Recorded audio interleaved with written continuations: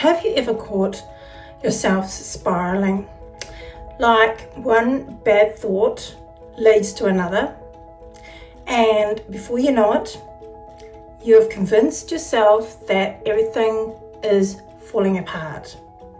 Well, or maybe you have felt anxious about something and you couldn't explain why.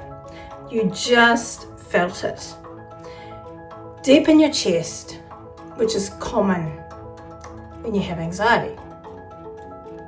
Here's what most people don't realize. Those thought spirals, they're not random, okay?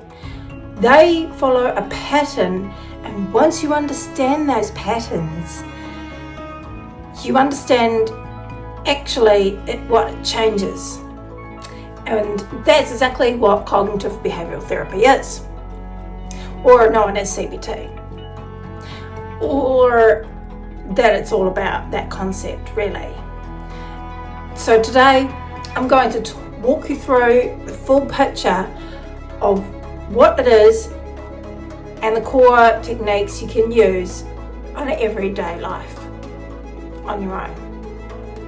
No therapy required, just coaching with me online. So let's get into it.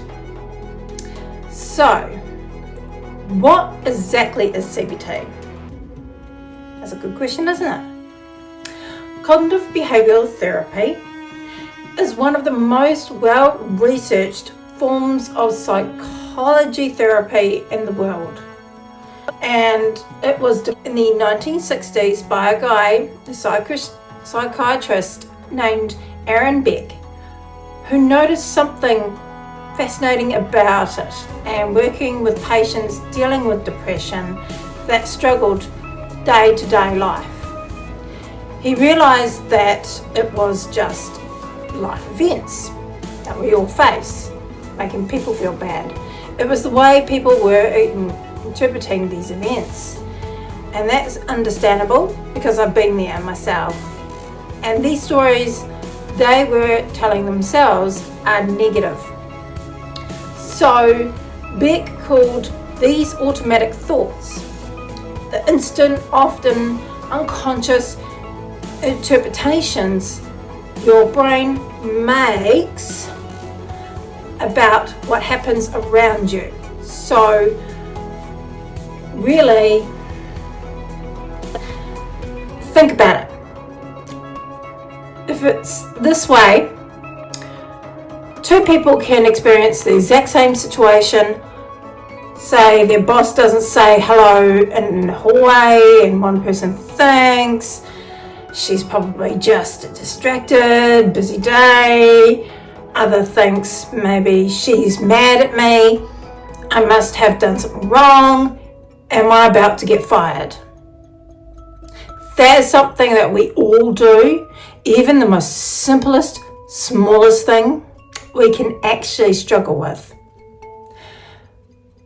So, same event, but completely different emotional response. That difference lives in that thought alone, not the situation, okay? And that's the foundation of CBT. The idea that our thoughts, feelings and behaviours are all deeply connected. Change the thought and you change how you feel, and change how you feel inside, and you change everything what you do. As you can see, the triangle, it demonstrates how you respond. So really, there's that triangle of thoughts, feelings and behaviour. The triangle is everything. It's a core model, and once you internalize, you start seeing everything in a different perspective all over. So this is where we look at things differently. Can we change this? Now that we know CBT, what it is, let's talk about how it actually works. Because this is important, where it's really practical to have on an everyday basis. Identifying the thought. The first step is awareness. CBT starts by helping you notice your automatic thoughts, the ones that flash through your mind so fast that you almost miss them. And this is where we change our perspective, right? Most of us trained to observe our own thinking, when really we just react.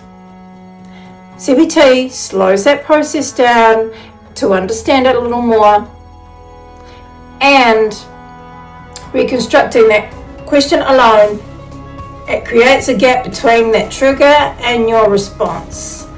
So examine that experience. Once you've caught the thought, CBT asks you to treat it like a scientist would treat it like hypnotherapist. No automatic, except basically no dismissing it either. So no running away, okay? But actually examine it. Write it down in your journal if you have to, because this is where we learn and grow. Ask yourself, what's the evidence for this thought that's creating this evidence against? Am I looking for the full picture, or is it just part of that firm? What I really believe, this is called cognitive restructuring. It's one of the most powerful tools in CBT toolkit that I use. Reframing and responding. Once you examine the experience, you can create what a habit of CBT can have. A balanced thought, more realistic, fair assessment of the situation, not toxic positivity, because there can be toxic ones out there.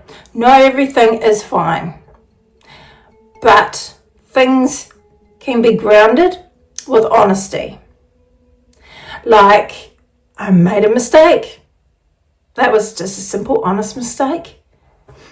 Or, that's uncomfortable. I don't feel okay with that. But one mistake doesn't mean a defined entire career on that. So what we define it is different. So that shift, that's the work that you need. And it changes everything downstream, how you feel and what you do next. So behaviour piece is, here's something people often miss in CBT. It's not just about the thoughts, the behaviour, it's a massive part of it, really. But because when we feel anxious or depressed, we often withdraw. We often avoid things that make us feel uncomfortable and we don't feel okay. And that avoidance feels like a relief in short term, but it actually reinforces that fear long term. So CBT uses something called behavioural activation.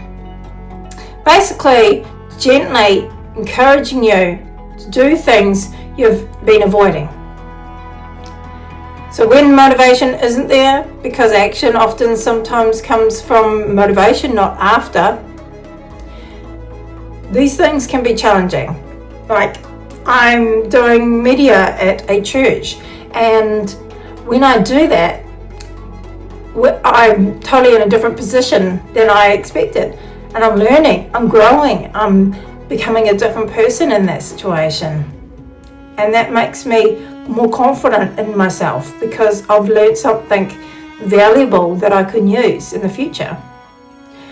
So now let's talk about one of the most eye-opening parts of CBT, okay? Cognitive distortions. These are systematic errors in thinking, okay? And mental shortcuts wrap our perceptions of reality. And the wild thing about it is We all do them constantly every day. And let me walk you through most of the common ones. All or nothing thinking. Seeing things in black and white, not grey area. I'm not perfect, I'm a failure. Sound familiar? Catastrophizing. Jumping straight into the worst possible outcome. That one's a very awkward conversation sometimes, and because everyone thinks I'm an idiot, those are negative thoughts that we are afraid of. Mind reading, assuming you know what others are thinking. Usually they're judging you negatively without actual evidence. Sometimes that's a hard one. We all do it. And overgeneralization, that can be a hard one. Drawing sweeping conclusions from a single event that didn't work. Nothing ever works for me. Emotional reasoning, treating feelings as facts. I feel like I'm a fraud, therefore I am one, but feelings aren't evidence. Should statements. Should statements are not ideal. Holding yourself to these rules are horrible. They're not nice. I should be further along by now, but I should be handling this better. Create these shame without really solutions. This way it makes it a little harder. Here's the thing about cognitive distortion. Awareness is half the battle. Having the understanding and awareness that you are doing them. Once you can name what's happening, you can say, oh, I'm catastrophizing right now. You're automatically creating a little distance from the thought. And that can happen at any point in time in your day. But catching yourself in it is something that helps a lot. So distant is where change begins. So really, the core technique of CBT, you can try for yourself. Right, let's get practical. Here are 3 CBT techniques you can actually start using today. Number 1, thought record. This is the breadwinner. Okay, thought record is basically structuring a journal about where you write down all the stressful situations, automatic thoughts that came in, and emotions you felt, and examining each one, making sure that they're either evidence for or against, and write a more balanced response to these. It sounds simple, but writing it is the key.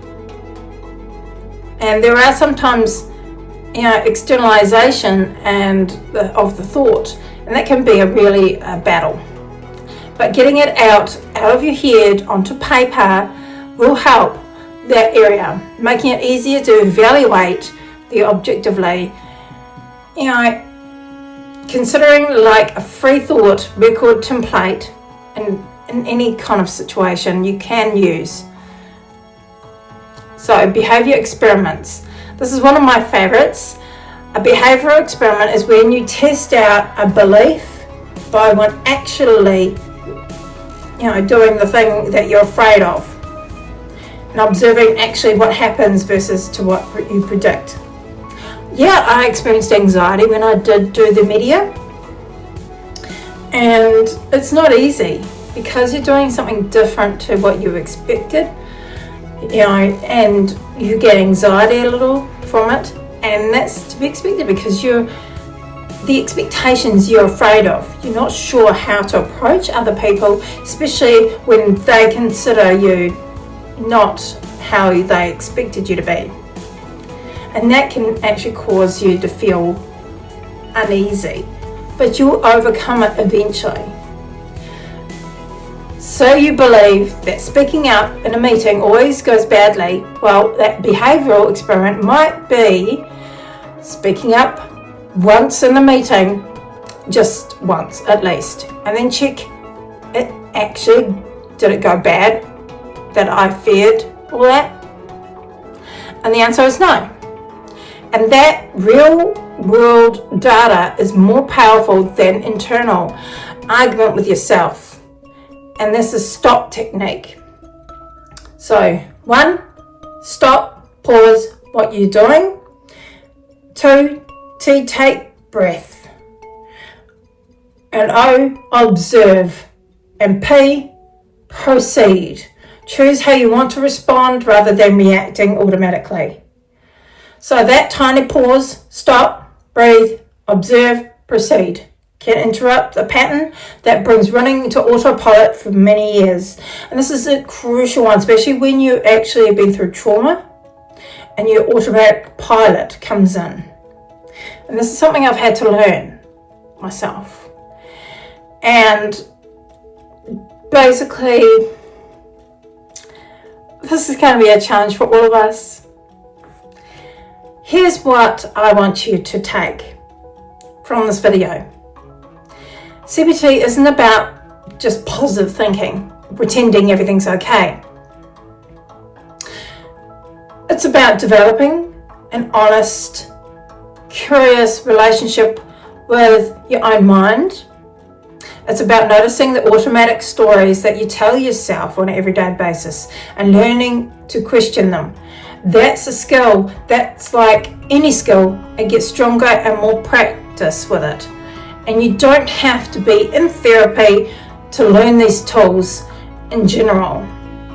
If I can do it, you can do it. You just have to be willing to pay attention to these things on an everyday basis. This is why journaling plays a huge role. You don't have to be in therapy to understand it. If this resonates with you, I'd love to hear which cognitive distortion you recognized and most in yourself. Drop it in the comments. I'd love to read them all, and I hope this helps you. And if you want to go deeper, I have a whole more series of evidence-based tools for mental wellness and personal growth.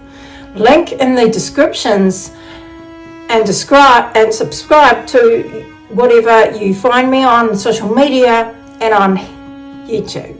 So don't miss any more content. Follow me and I will definitely help you out. Take care of your mind. It's the only one you've got. I'll see you in the next one. Thanks for joining me.